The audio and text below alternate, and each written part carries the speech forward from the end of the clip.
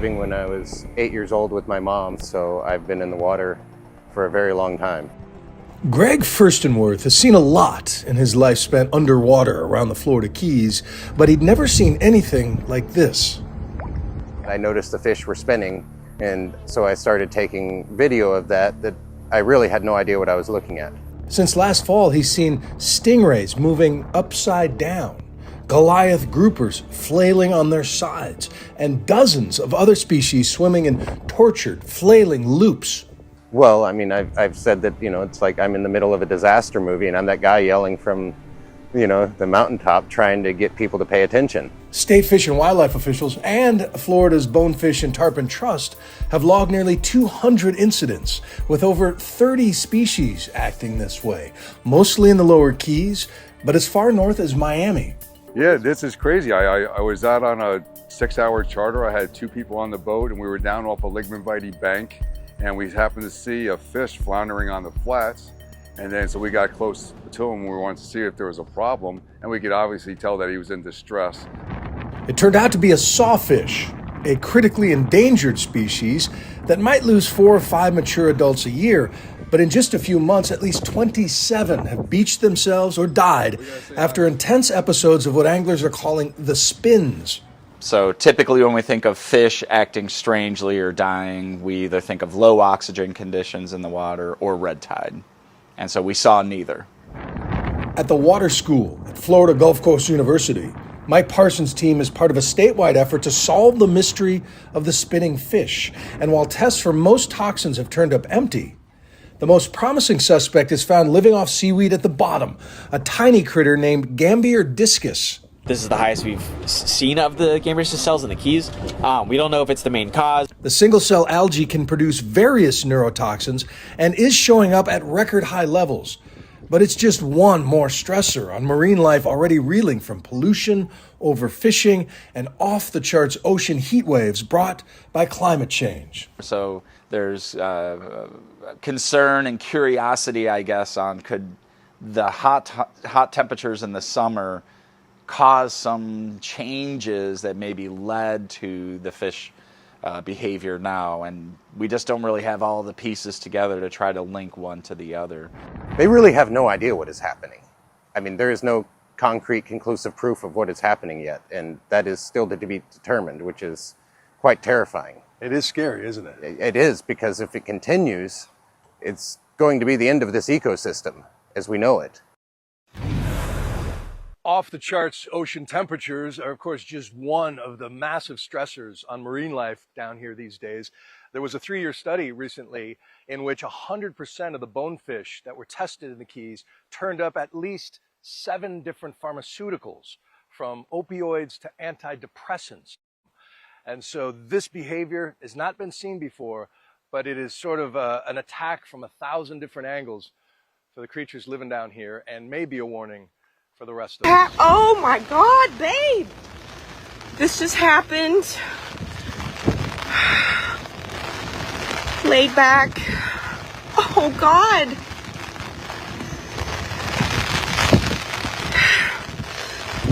Campers on their side. Oh dear Lord.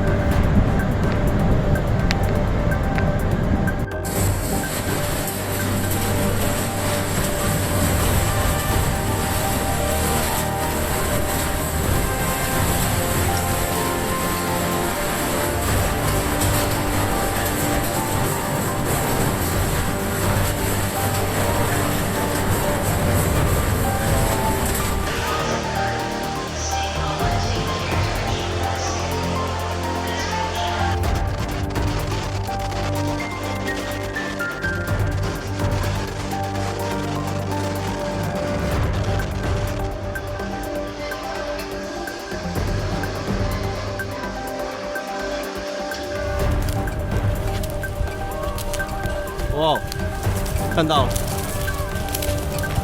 哇。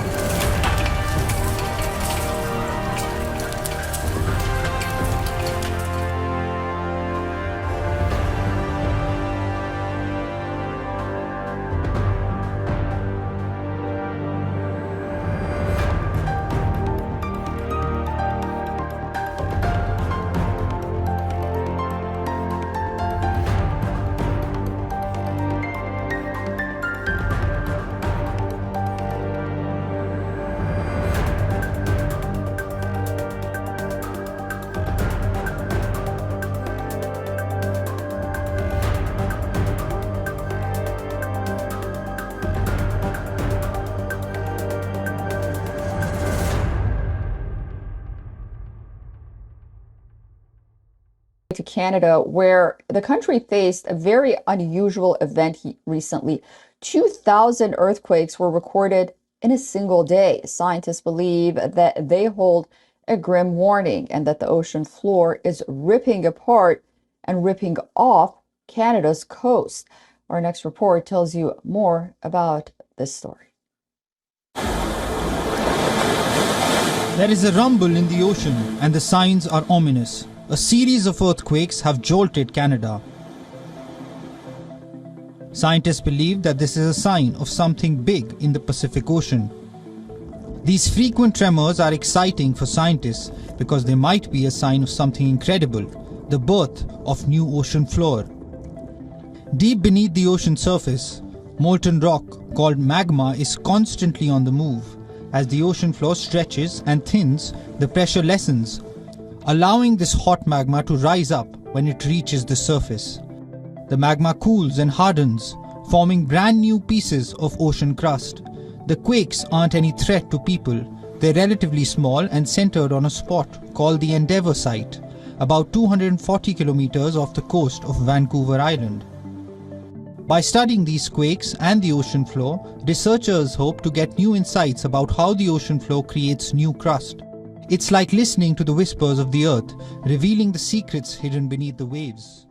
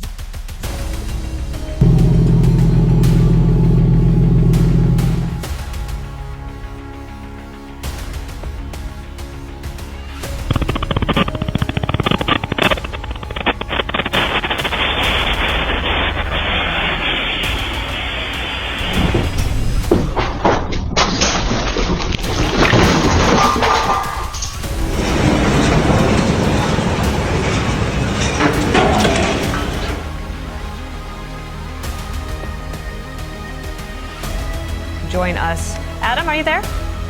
Hey guys, yeah, I am here. I also didn't feel it. I feel like I was missing out on that. We do have a couple of graphics when these sort of things do happen. This is the location just outside of New York City. It's part of the Ramapo fault system. It's the longest crack in the Earth's surface on the eastern side of the country. And when earthquakes do happen, as we know, it's very rare. But this is it has typically been the spot that they have happened.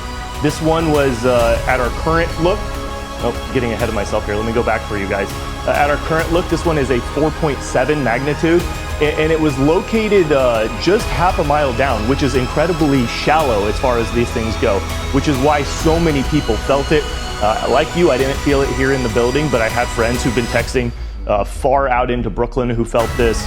Some folks up in Princeton, New Jersey also felt it. So it's really shallow. It's part of a fault system that is really long. It doesn't move very often, but when it does happen, this is typically where these happen here across the Northeast.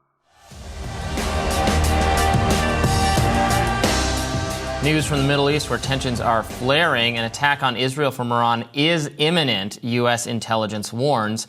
Now, according to Bloomberg News, which first reported the story, the Biden administration believes Iran or its proxies are gearing up to unleash missile strikes on Israel's military and government targets, which would dramatically escalate the 6-month war between Israel and Hamas. Now, this revelation follows an attack that killed a top Iranian commander, which Iran blames Israel for. An Israeli airstrike killed 3 sons of a Hamas leader in Gaza on Wednesday. The IDF confirmed the attack, which also killed 3 of the Hamas leader's grandchildren, according to Al Jazeera. Haneya's family members were traveling in a vehicle on the way to an uncle's house to celebrate the first day of Eid al-Fitr when an Israeli drone hit the car, killing all passengers. The sons killed were active Hamas militants. Hania, who's based in Doha, struck a defiant tone following the attack, telling Al Jazeera Arabic that the latest act will not deter Hamas, not even if their families and their homes are targeted. He added, quote, "There is no doubt that this criminal enemy is driven by the spirit of revenge and the spirit of murder and bloodshed, and it does not observe any standards or laws. We've seen it violate everything on the land of Gaza. There is a war of ethnic cleansing and genocide." Hania also said Wednesday that Israel's ongoing campaign will not dissuade Hamas from insisting on its demands, which include a permanent ceasefire and a return of displaced Palestinians to their homes. Let's start with the Iran part of this that we talked about at the top. A lot of concerns that this could drag the U.S. into a much broader conflict. I believe it's been reported Iran explicitly saying, do not get involved in this conflict they're about to have with Israel, or that the U.S. itself or U.S. targets would become legitimate targets for Iran. That's been reported, and that's very concerning. That's World War III territory. Yeah, it's curious why Israel is continuing to kind of instigate these provocations and trying to, it seemingly, instigate a broader war. We've had some guests on talking about that and how horrible it would be for the U.S. to be drawn in. And so far, Iran has not taken the bait and has been exercising a great deal of restraint. Remember, it was a significant violation of international decorum, rule of law, for Israel to bomb another sovereign country's embassy, a consulate, in the way that it had done. And so this really does seem to be escalating out of control in ways that are difficult to understand from the U.S. perspective, but which seem to be related to a kind of, whether it's a domestic political desire to shore oneself up, as Netanyahu's come under so much criticism for not keeping Israel safe on October 7th and for also not securing the release of the hostages, and other kinds of geopolitical considerations. Yeah, at some point the Biden administration is going to have to decide, does it really want to invite more attacks? There's already been U.S. troops killed in the Middle East. Invite more attacks on U.S. citizens, U.S. military infrastructure, that kind of thing. Is that what the White House wants? Is that what they want to stake their re-election on?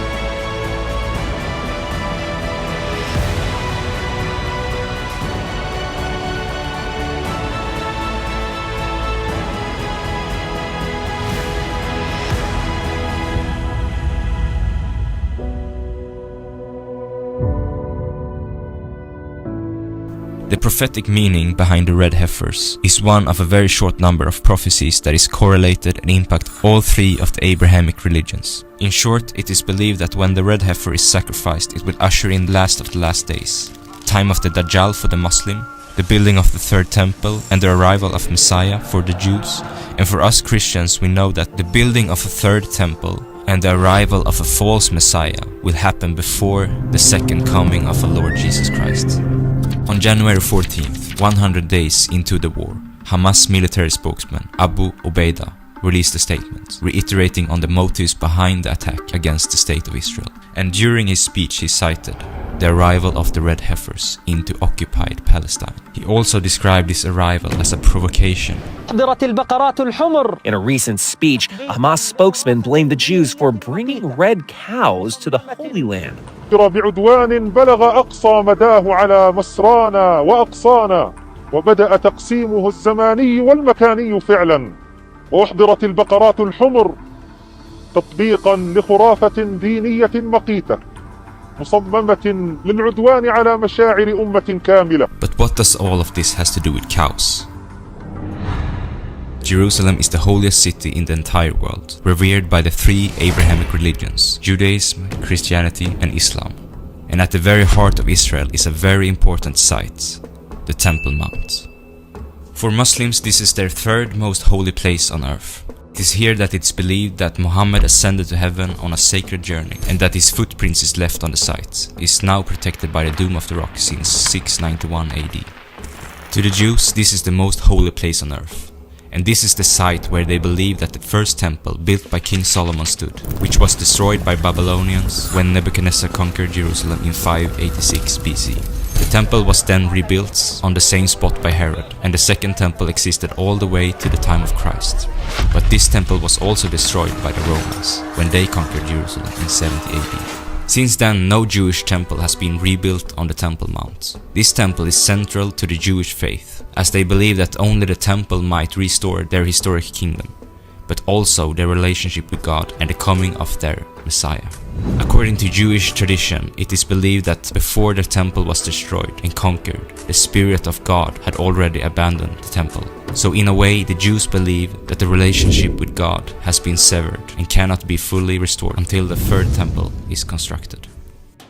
Talk of rebuilding the temple is no longer considered a fringe idea. Today, there is a lobby in the Knesset of how many members of Knesset that are constantly speaking about Jewish rights to pray on the Temple Mount. There are members of Knesset that actually talk about the rebuilding of the Holy Temple. Do you understand that 20 years ago, these people wouldn't have been given a moment on prime time television in Israel to say these things? They would have been laughed out. So, a few years ago, this was considered fringe?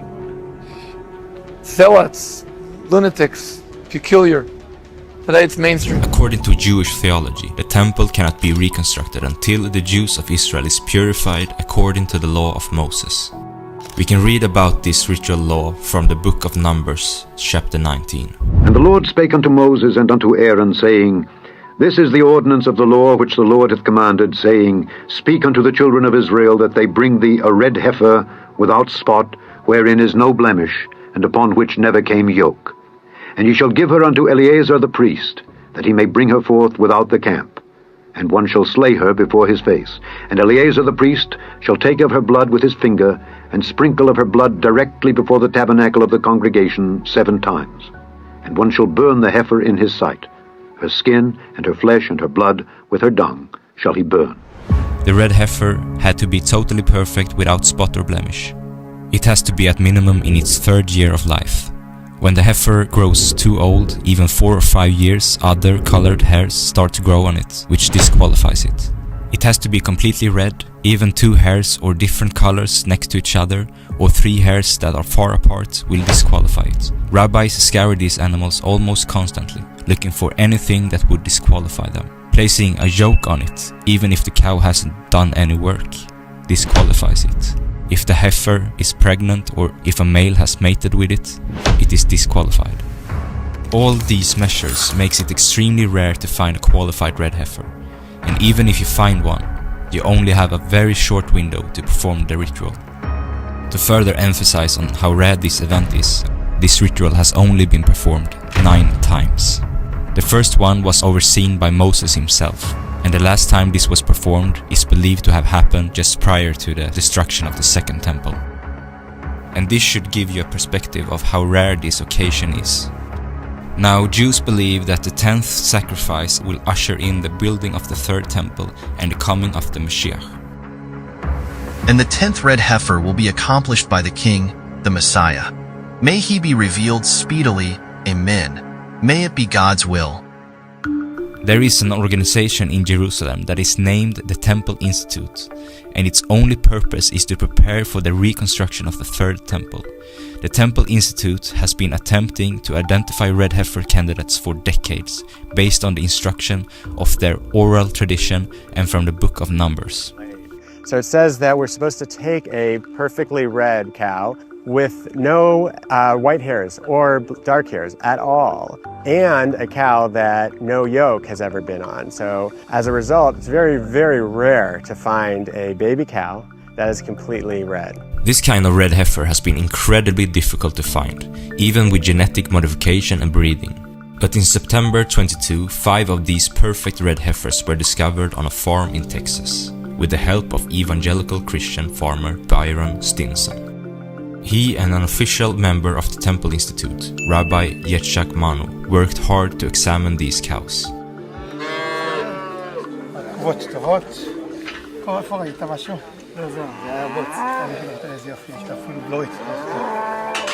They were perfect and just what the Temple Institute needed.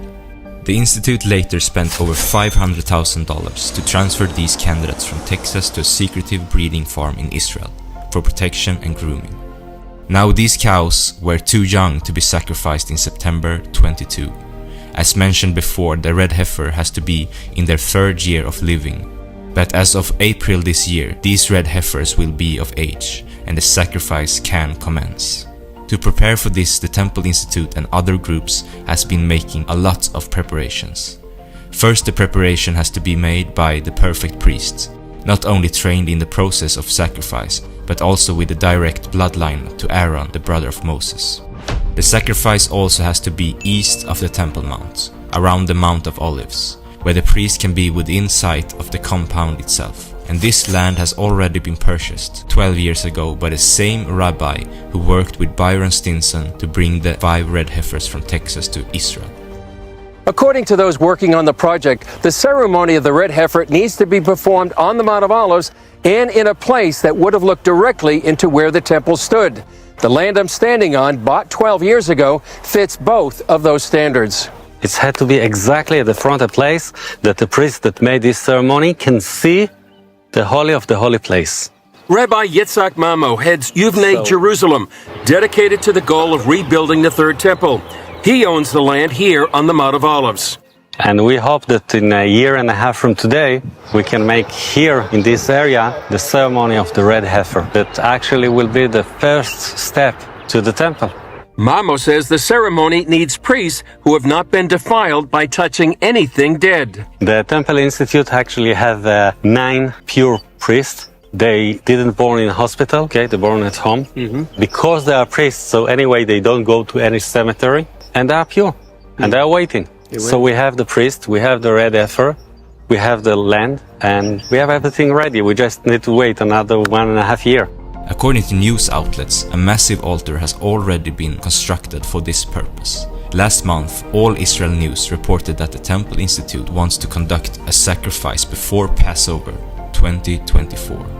And this year, the Jewish people will celebrate Passover on April the 22nd.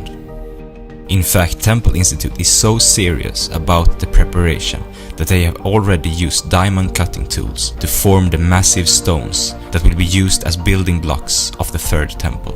As per Jewish creed, the stones cannot be carved with metal tools, and they have even prepared ornaments that will be placed inside the temple. Most Christians, I think, don't think about the Third Temple, but those who do believe that it will be built before Jesus returns for the second coming, not necessarily before the rapture, but definitely before the second coming, and that the Antichrist will take over that Third Temple during the tribulation and try to rule the world from there. Could it happen in our lifetime? That to me is intriguing. I think we don't know, but there are some Jews who are really making, as you're reporting on, preparations to get ready for that moment, and that's something to watch closely. Stinson says they plan to invite everyone to the red heifer ceremony that may take place in Passover 2024. Everything is in place now with the red heifers. As long as they stay pure, one of them stays pure, then we have everything in place, including the priest. Mamo says according to the Jewish sage Maimonides, there were 9 red heifers from Moses to the Second Temple. It's not his way to write, but suddenly he said the tent will make the Messiah. We know that the Messiah will make the tent. Maybe we have the privilege to be one of these people that help the Messiah to do it. So we're waiting. Al-Aqsa Mosque belongs to all Muslims. So you'll find reaction from Indonesia to Toronto to New York. That's really given. Al-Aqsa Mosque belongs to all Muslims, and the Muslims today are 2 billion people. 2 billion people. Simply by performing these acts, are these Jewish activists kicking a hornet's nest? They are. They are. A hornet's nest they're kicking all the way to Capitol Hill. So good to see you here in the nation's capital. Those sacred cows were showcased in Washington at a recent prayer gathering. Many evangelicals believe these red heifers will usher Christ's second coming. We need the Messiah to come, right? So for me, the red heifer is red for the blood of Jesus Christ. So when this happens, and it's only a question of when, this will trigger a domino effect that will affect everything else. Once the red heifer is sacrificed, it will be burnt, and its ashes will be mixed with water, which will be used to purify the Jews of Israel, who then will be allowed to construct the third temple. And this is why Jews, Christians, and Muslims are so invested in